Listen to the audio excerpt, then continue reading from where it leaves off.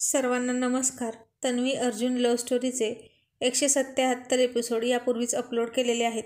कृपया ते सर्व एपिसोड ऐकण्यासाठी आपल्या चॅनलला भेट द्यावी. तन्वी अर्जुनशी एक अक्षरही बोलत नाही आणि तो रुसून नाराज होऊन स्टडीमध्ये जाऊन बसला आणि ती त्याच्या मागे गेली. पण त्यानं आतून दरवाजा लॉक केला होता. आता काय करायचं? असा कसा हा वेडा कुठला? आणि तन्वी म्हणाली, अर्जुन दार उघड प्लीज. अर्जुन काहीच नाही बोलला. ती म्हणाली, अर्जुन हे बघ, असं करू नकोस, प्लीज दार उघड आणि तू बोल बरं माझ्याशी काहीतरी. तरीही अर्जुन सर गप्पच. ती आता चिडून म्हणाली, हे बघ, मी 3 पर्यंत काउंट करीन, तरीही तू दार उघडलं नाही तर मग बघच मी काय करते. असं म्हणत ती 1, 2, 3 असं मोजत होती, पण नो रिस्पॉन्स. आता ती थकली आणि रडायला लागली आणि त्याला तिच्या बसलेल्या आवाजावरून समजलं की ती रडते. त्यानं दार उघडलं आणि जाऊन फाईल हातात घेऊन बसला आणि तिनं ती फाईल त्याच्या हातातून खेचून घेतली. मग त्यानं हातात मोबाईल घेतला. तिनं त्याच्या हातातून मोबाईल फोनसुद्धा हिसकावून घेतला. आता मग त्यानं एक पुस्तक हातात घेऊन तो वाचत बसला. मग तन्वी पुन्हा त्याच्यासमोर आली आणि त्याच्या हातातून तिनं पुस्तकसुद्धा हिसकावून घेतलं. आणि आता अर्जुननं लॅपटॉप घेतला आणि काम करत बसला आणि तन्वीनं लॅपटॉपसुद्धा घेतला आणि बंद केला. या दोघांचं काय चाललं होतं कुणास ठाऊक. इतकं सगळं होत होतं पण एका शब्दानं बोलत नव्हते एकमेकांना. आणि आता अर्जुन उठला आणि गुपचूप त्यानं रमची बाटली घेतली आणि ग्लास घेऊन पिऊ लागला. इतक्यात तिनं ती रमची बाटली उचलली आणि सरळ तोंडाला लावली आणि अर्जुननं तिच्याकडे फार आश्चर्यानं बघितलं आणि तिच्या तोंडाची बाटली काढून घेत तो तिला म्हणाला, ए तनू, काही वेडी आहेस का गं तू? हे आता काय करत होतीस तू? आणि तन्वी गाल फुगवून म्हणाली, जे तू माझ्यासोबत करत होता तेच करत होते, टिट फॉर टॅट. तसा अर्जुनसुद्धा गाल फुगवून म्हणाला, मी कधी तुझ्यासोबत टिट फॉर टॅट केलं? आणि तन्वी म्हणाली, अच्छा जी, मी किती हाका मारत होते तर त्या ऐकून न ऐकल्यासारखं कोण करत होतं? आणि अर्जुन म्हणाला, मग मी तुला किती बोलत होतो तेव्हा का नाही बोललीस माझ्याशी? म्हणून मग मी सुद्धा नव्हतं बोललो. आणि जेव्हा आपण कोणाशी तरी बोलत असतो आणि तो आपलं ऐकून घेत नाही त्यावेळी किती वाईट वाटतं, कळलं आता? हे तुला समजलंच असेल. आणि तन्वी म्हणाली, पण अर्जुन, त्या दामले मॅडमना नको ना ऑफिसमध्ये, तू ऐक ना माझं. तू ऐकत नाहीस म्हणून मी चिडले आहे तुझ्यावर. आणि अर्जुन म्हणाला, तनू, मला दामले मॅडम ऑफिसमध्ये हव्यात म्हणजे हव्यात, समजलं?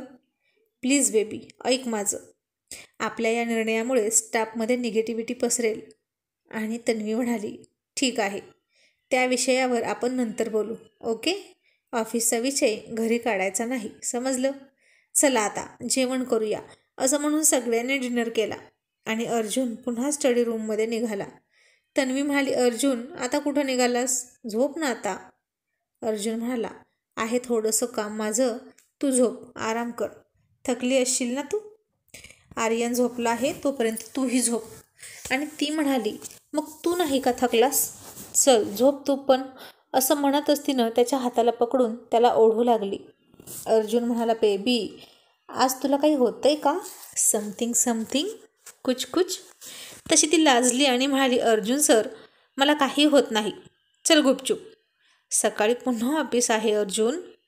आणि तो तिच्या डोळ्यात डोळे घालून तिच्यावर नजर रोखत म्हणाला, पर मुझे तो बहुत कुछ हो रहा है जाने मन.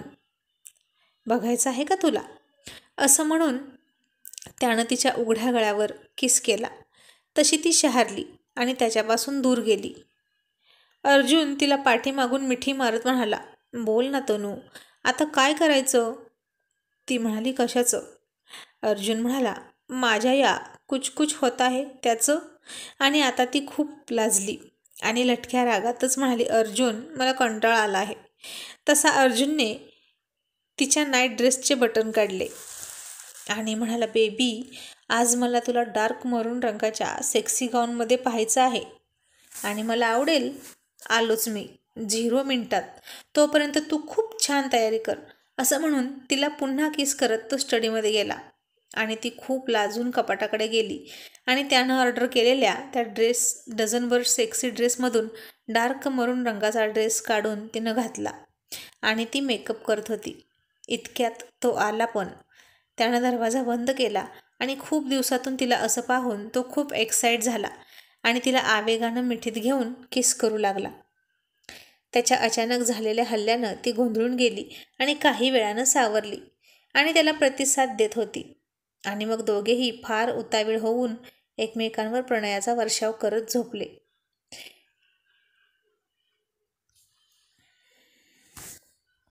आता दुसऱ्या दिवशी रिया आणि कुणाल त्यांच्या घरी गेले. रियाला सुद्धा आता पोट दिसायला लागलं होतं. मग दुसऱ्या दिवशी ऑफिसमध्ये गेल्यावर अर्जुननं अतुलला सांगून सर्वात अगोदर दामले मॅडमना कॉल केला आणि त्यांना पुन्हा जॉबवर परत घेतलं. आता दामले मॅडम घाबरतच केबिनमध्ये आल्या आणि तन्वीकडे बघत म्हणाल्या, सॉरी सर, मला खरंच माफ करा, मी चुकले. मी तुमच्या निर्णयावर शंका नको घ्यायला हवी होती. तुम्ही जे करता ते योग्यच असतं हे मला माहीत असूनही मी चुकीचं बोलले. त्यावेळी मी फार अविचार केला. आणि अर्जुनने एका हातानेच त्यांना थांबवण्याचा इशारा केला आणि म्हणाला, दामले मॅडम, मी फक्त तुम्हाला इथं बोलावलं आहे, पण तुम्हाला पुन्हा जॉबवर ठेवायचं की नाही हा निर्णय अजूनही तन्वी मॅडमच्या हातात आहे. कारण त्यांनी तुम्हाला डिसमिस केलं होतं आणि मी त्यांच्या निर्णयात ढवळाढवळ करणार नाही. आणि मग तन्वीकडे बघत म्हणाला, तनू, तू केलंस का दामले मॅडमना माफ? आता इथेच सांग. तू पुन्हा त्यांच्यावर नाराज असशील तर काय उपयोग मग? आणि आता दामले मॅडम सरळ तन्वीच्या पायातच पडल्या. तशी तन्वी उठून उभा राहिली आणि म्हणाली, अहो हे काय करताय? दामले मॅडम म्हणाल्या, मला माफ करा मॅडम, मी चुकले. तन्वी म्हणाली, इट्स ओके, पण तुम्ही उठा आधी. हे करू नका प्लीज. मला कसं तरी वाटतं. पण तुम्हाला सांगू, तुम्ही एक वेळ मला काही म्हणालात असता तर मी खपवून घेतलं असतं. पण तुम्ही अर्जुन सरांशी अशा भाषेत बोललेलं, त्यांच्याविषयी अशी घाणेरडी गॉसिप केलेलं, असं बोललेलं मी खपवून घेणार नाही. या आता तुम्ही. आता दामले मॅडमना पुन्हा त्यांच्या टेबलवर पाहून सगळे खुश झाले आणि पुन्हा अर्जुनविषयी सगळ्यांच्या मनात आदर निर्माण झाला. आणि आता हेच तर हवं होतं अर्जुन सरांना. आणि तो तन्वीला म्हणाला, तनू, अगं त्यांना कामावरून काढून टाकलं असतं तर चुकीचा मेसेज गेला असता स्टाफमध्ये. आणि आता बघ सगळे कसे खुश आहेत आणि प्रत्येकामध्ये आता पॉझिटिव्हिटी निर्माण झाली आहे. आणि एखाद्याला त्याच्या चुकीची जाणीव जर झाली असेल, पश्चाताप होत असेल आणि पश्चाताप झाल्यानंतर मग आपण माफ करायचं असतं. कारण सगळ्यात मोठी शिक्षा म्हणजे आत्मक्लेश आणि पश्चाताप हेच असतं. तन्वी म्हणाली, खरं आहे तुझं.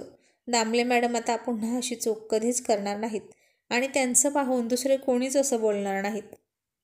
आणि अर्जुन म्हणाला, तनू, पण या सगळ्या घटनेतून मला एक कळलं. तन्वी म्हणाली, काय कळलं?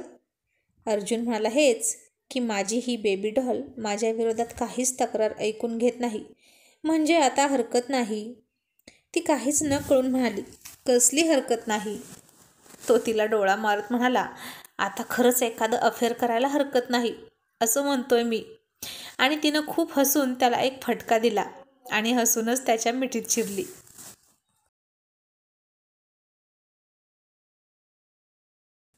इतक्यात अतुल म्हणाला, तुमचं झालं असेल तर मी आत येऊ का? आणि मग मनातच म्हणाला, आता या केबिनमध्ये पूर्वीसारखं खुल्लम खुल्ला येता येत नाही. ही आता फक्त केबिन नाही तर केबिन कम बेडरूम झाली आहे. सारख्या मिठ्या आणि किस याशिवाय दुसरं काही आजकाल बघायला मिळतच नाही. आणि आता तन्वी लाजून अर्जुनपासून दूर झाली. इतक्यात तिचं मंगळसूत्र त्याच्या कोटाच्या बटनात अडकलं आणि आता अतुल खूप हसला आणि म्हणाला, ये हुई ना बात, अब चोरी पकडी गई ना, वो भी रंगे हात. तशी तन्वी खूप लाजून ओशाळली आणि अर्जुन म्हणाला, डफर, तुला आत्ताच यायचं होतं का? तू बाहेर जा बरं. आणि मला न विचारता आत का आलास तू? आणि अतुल म्हणाला, Arjun sir, it's office time आणि मी तुमचा मॅनेजर आहे. आणि मला आता कळत आहे की मॅडमची केबिन लवकर बनवण्याची तुम्हाला का घाई झाली होती. कारण इथे तर बरंच नॉलेज दिलं जातंय, घेतलं जातंय. आणि आता तन्वीनं कसं बसं ते मंगळसूत्र अलगद त्याच्या कोटाच्या बटनातून सोडवून घेतलं आणि बाहेर निघून गेली. मग असेच काही दिवस काही महिने गेले आर्यन बोबडं बोलायला चालायला लागला होता. रियाची सुद्धा डिलिव्हरी झाली होती. तिला मुलगी झाली होती. अर्जुन खुश होता. अर्जुन तन्वी दोघे मिळून छान काम करत होते. सगळीकडे दोघांच्या कामाची चर्चा केली जात होती आणि त्यांचा ऑफिस रोमॅन्स तर तुफान चालला होता. आणि अतुल म्हणाला, आता तुम्हाला पुढच्या आठवड्यात पुन्हा कॉन्फरन्ससाठी जावं लागणार आहे सर, US ला. आणि आता यावेळी फक्त 8 दिवस नाही तर पूर्ण 15 दिवसांसाठी. आणि म्हणून मी म्हणतो की तुम्ही तुमचा क्वालिटी टाईम मॅडमसोबत स्पेंड करा, कारण आता तुम्हाला पुढच्या आठवड्यात निघायचं आहे. आणि हे ऐकून अर्जुन जास्त नाही पण थोडा नाराज झाला. पण आता कॉन्फरन्समध्ये जाण्यासाठी तो फार एक्सायटेडसुद्धा होता. पाठीमागची कॉन्फरन्स त्यानं मिस केली होती. तन्वी प्रेग्नेंट होती म्हणून. आणि आता या कॉन्फरन्सला तो नक्कीच जाणार होता. आणि आता 15 दिवस तन्वी एकटीच ऑफिस सांभाळणार होती. तन्वीने त्याची सगळी पॅकिंग केली.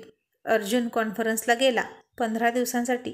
पण आता तन्वीला त्याची जास्त आठवण सतावत नव्हती, कारण आता ऑफिसची जबाबदारी आणि आर्यनची जबाबदारी यामध्ये तिचा वेळ कधी जात होता हेच तिला समजत नव्हतं. दिवसभर ती अर्जुनला फोनसुद्धा करत नव्हती. खूप इच्छा असूनही तिला वेळ मिळत नव्हता. आणि अर्जुनच तिला फोन करून तिची आणि आर्यनची चौकशी करत होता. आणि त्याला आता सुरुवातीची तो अमेरिकेला गेल्यावर त्याच्या विरहानं व्याकुळ झालेली रडणारी तन्वी आठवली. आणि तीही तन्वी नाहीच असंच त्याला वाटलं. अर्जुन मात्र तिच्या आठवणीत व्याकुळ झाला होता. तो तिला खूप मिस करत होता. आणि यावेळी नेमकं 15 दिवस कॉन्फरन्स आली होती. अर्जुनला तर फार कंटाळा आला होता तिकडे राहण्याचा. आणि अतुलने अर्जुनला एक दिवशी फोन केला आणि म्हणाला, सर आपण एक मीटिंग फिक्स केली होती, ती नेमकी उद्यावर आली आहे आणि खूप महत्त्वाची आहे. आणि नेमके तुम्ही इथं नाही. अर्जुन म्हणाला, कोणती मीटिंग? अतुल म्हणाला, बन्सल अँड सन्स ग्रुपचे नवीन ओनर. आणि अर्जुन म्हणाला, ओ यस, आता आठवलं, मिस्टर विवेक बन्सल. पण अतुल, मीटिंग पुढे घेता येत असेल तर बघ ना. अतुल म्हणाला, सर मी तसा प्रयत्न केला आहे.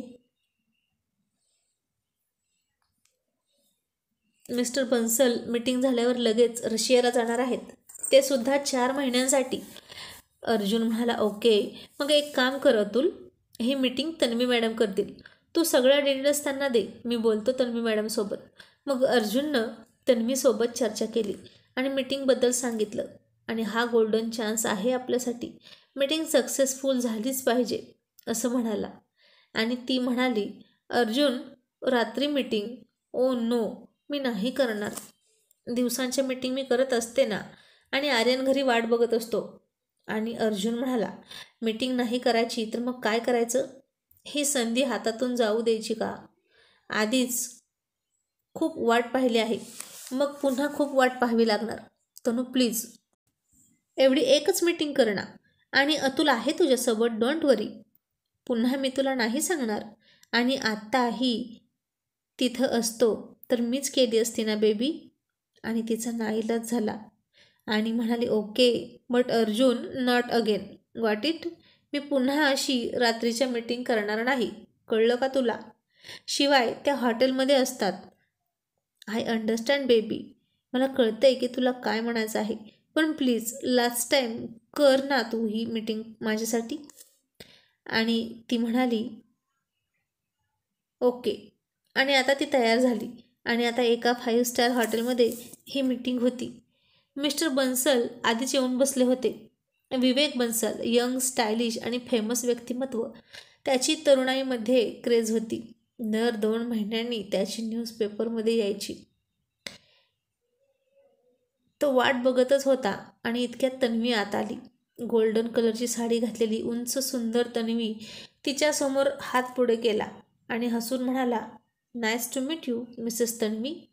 आणि तिनं मीटिंग प्रोटोकॉल पाळून हसूनच त्याच्याशी हात मिळवला.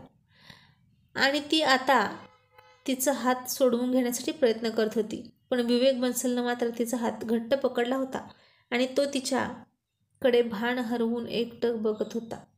आणि ते पाहून तिला फार विचित्र फिलिंग येत होती. आणि तो तिला पाहून गालात हसत होता.